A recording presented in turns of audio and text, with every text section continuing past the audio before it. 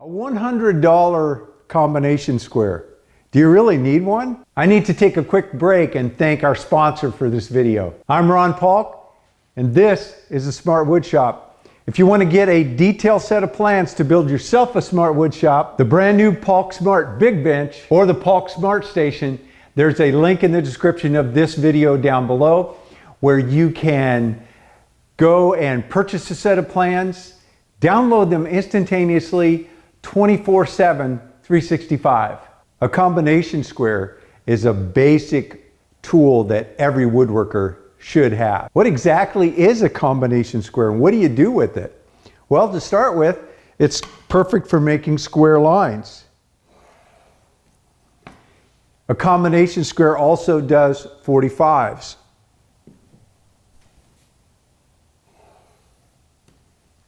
Two basic operations that are necessary for woodworking. It's also an excellent layout tool. Oftentimes we need to lay out marks, say 1 inch in from the edge. We can just simply set the square on that dimension that we need, and then with our pencil we can make that mark. We can even make a line down for a continuous mark. We can step off additional marks just by changing that layout dimension, say another inch or 2 inches in.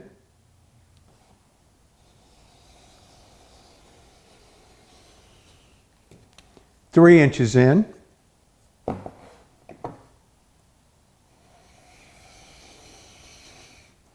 And so on. And you're not limited to 1 inch increments. You could set it for 1/16th or 1/8 or half, whatever you need.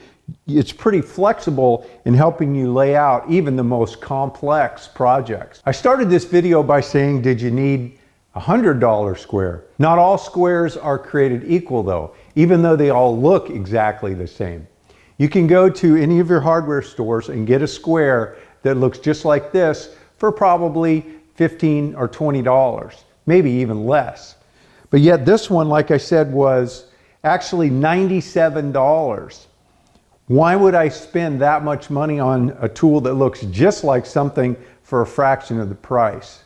And that has to do with precision. The most important task I have for my combination square, more important than getting a square or 45 or doing any layout, is calibrating my machinery, the scales on my machinery.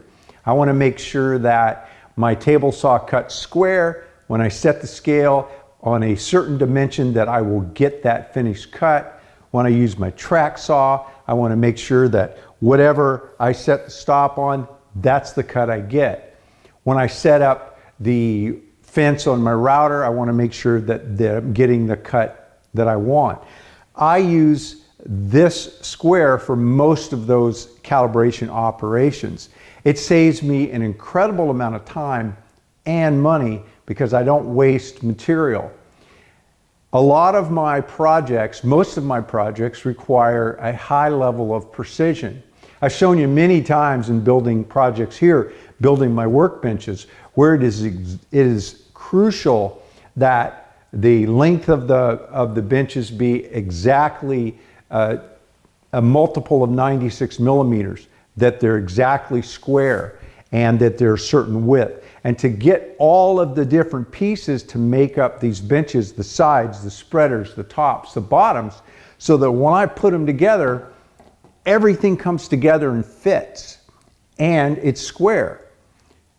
To do that, I need to trust my machinery. If I were setting up to do this 2400 millimeter cut for one of the tops, I need 2 tops and 2 bottoms. So I've got 4 cuts that exactly 2400 millimeters. I've got 4 sides that are exactly 2400 millimeters. Well, when I set up my tool, I want to get that cut. Not only do I want to get that cut to length, but obviously to square. An example is my track saw. It is a tool I use to make repetitive cuts. And for me to take a tape measure, measure out, make a mark, another mark, square to that, and then make the cut, then take another piece of wood, do the same thing over and over again. I don't care how good I am at measuring, there's going to be some variance, slight, but you start adding it up, and the next thing you know, something's pretty far out of square and not going to work very well for you. So I'm able to take this highly precision, Stare-At, by the way, the brand I have is Stare-At. I'll put a link in the description of this video down below. It'll be an Amazon link, which is an affiliate link. If you purchase it from them, Amazon will share a little bit with us, but not charge you any extra.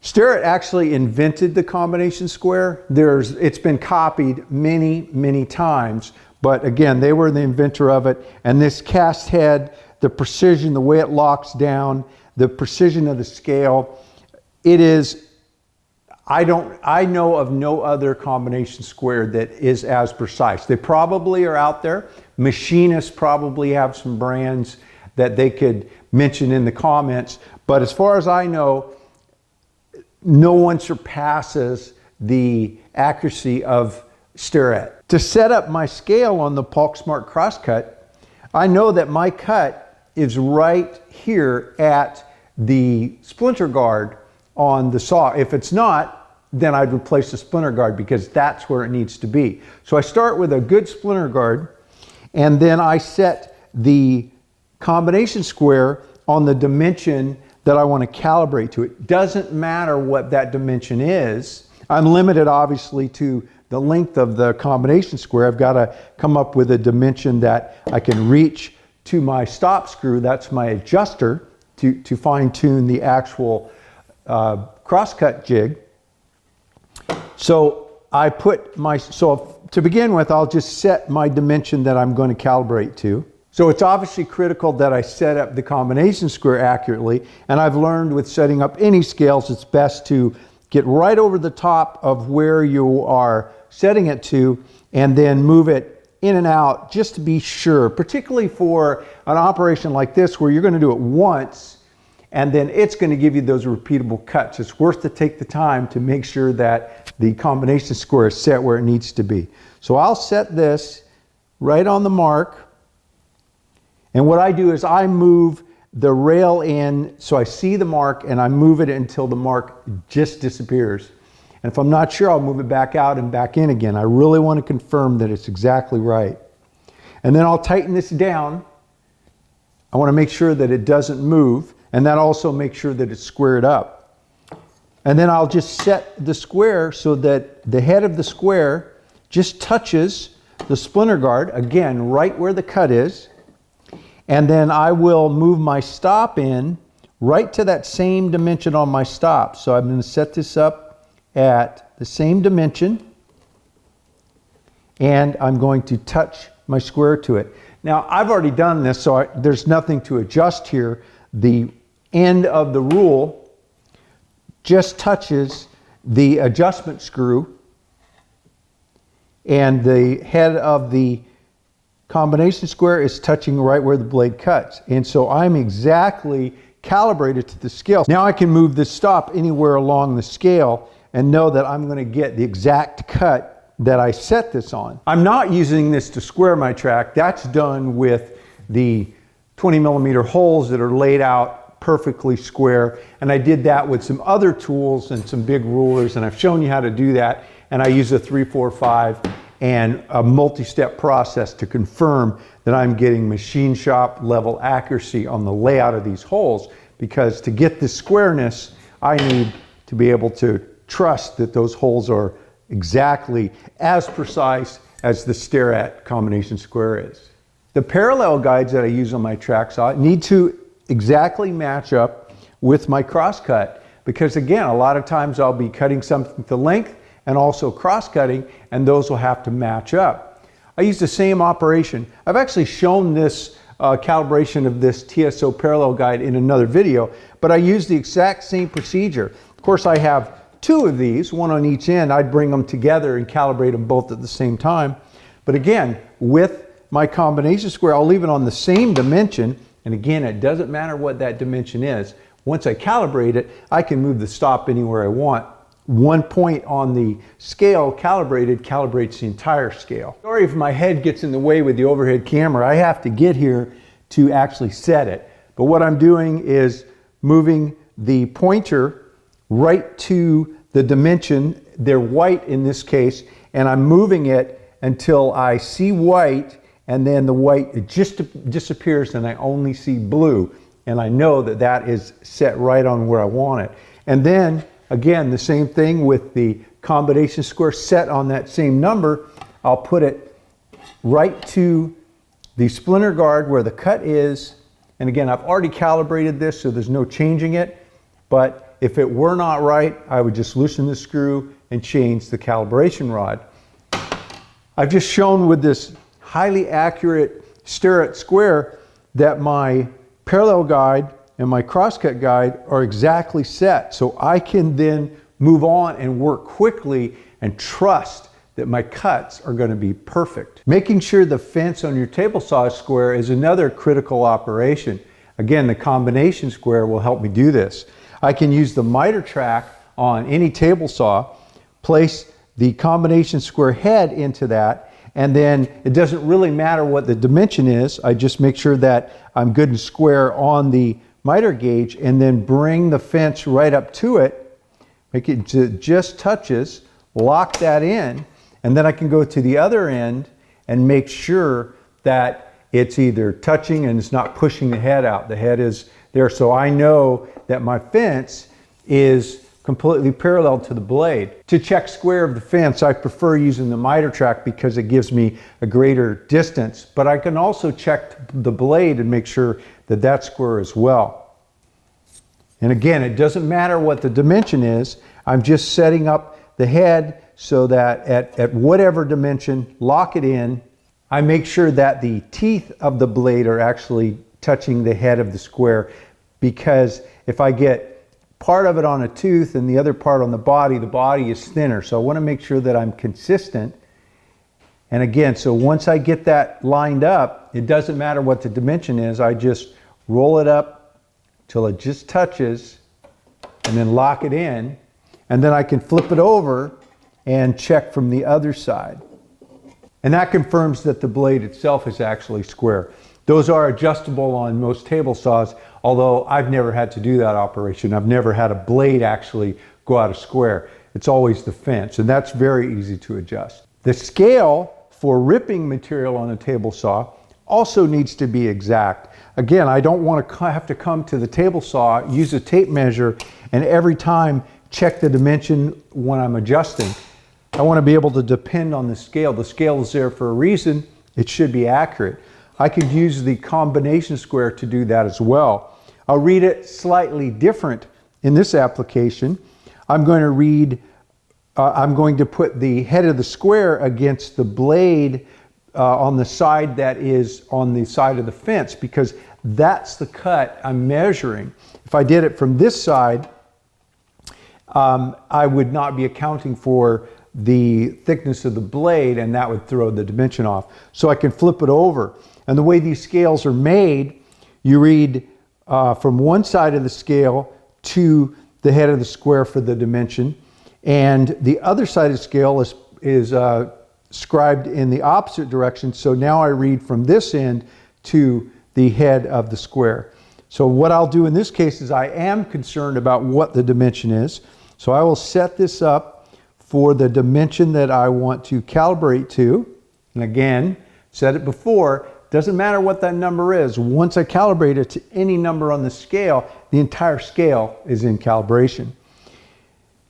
And then I will put the square again. I'm making sure that the head of the square is touching the teeth of the blade. I can lower the blade or raise the blade depending on what I need here. And then I'll move the fence in till it just touches, lock it in, and then check the number on my scale. I've already adjusted this, obviously, so it is exactly where it needs to be. In addition to using the combination square to calibrate the scales on all of my machinery, I can also use it to set up for particular operations. I have a router fence here, and I have an 8mm router bit, and I want to make this slot 45mm to the center of the bit.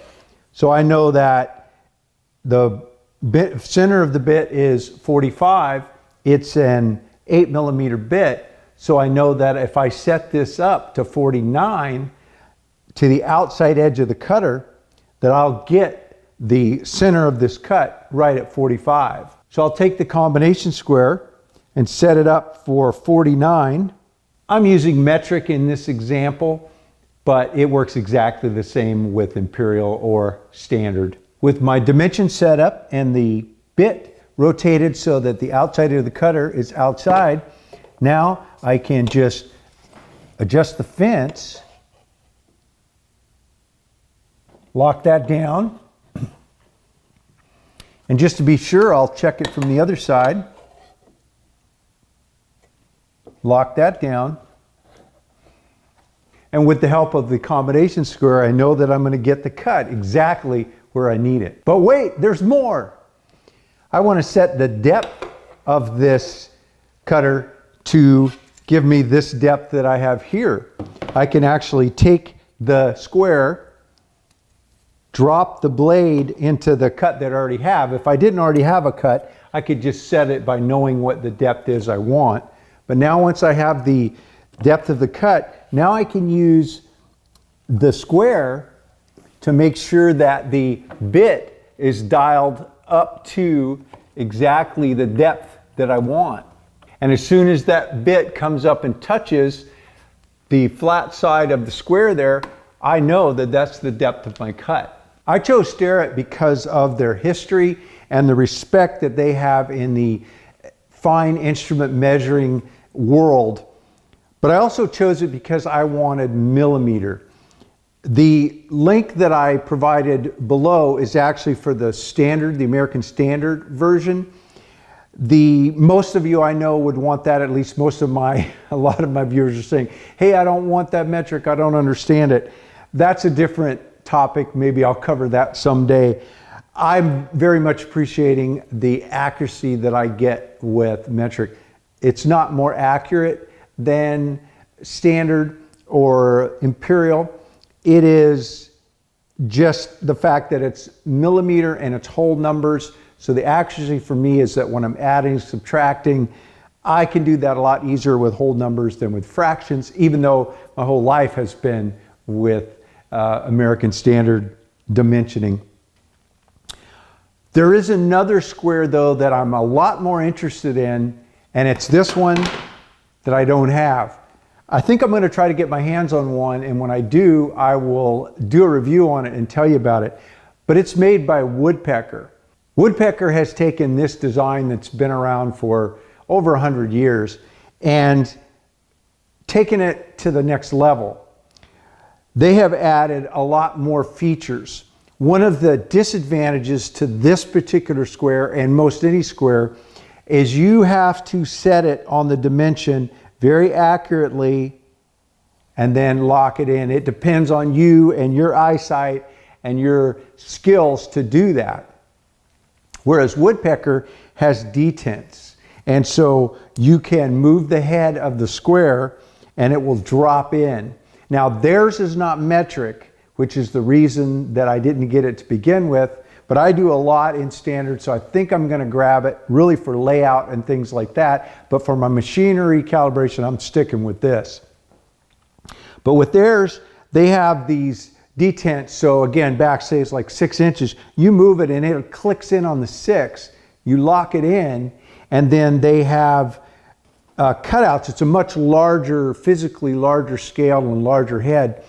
And they have cutouts, and every one of the little cutouts have dimensioning on them. So if I wanted to scale, say 1 inch in, I could click it right into 6, lock it down, and then put my pencil in the detent for 5, run that. If I wanted another inch, I could drop it to 4, run that, 3, run that, and do it much quicker. As to the accuracy of the calibration of Woodpecker, I'm going to leave that up to you to dig in and find out some more. Once I get my hands on one, I'll double check that. But I'm going to also put a link to the Woodpecker square that I'm talking about in the description of this video down below as well. So at least you've got an option to look at. I hope in this video I've shown you the usefulness of having a combination square. And I hope I've encouraged you to look into a higher quality precision version, whether it's Starrett or Woodpecker or some other brand that you find. Realize that you are getting a different tool. You have to spend more for these ones where there's a lot of precision to them.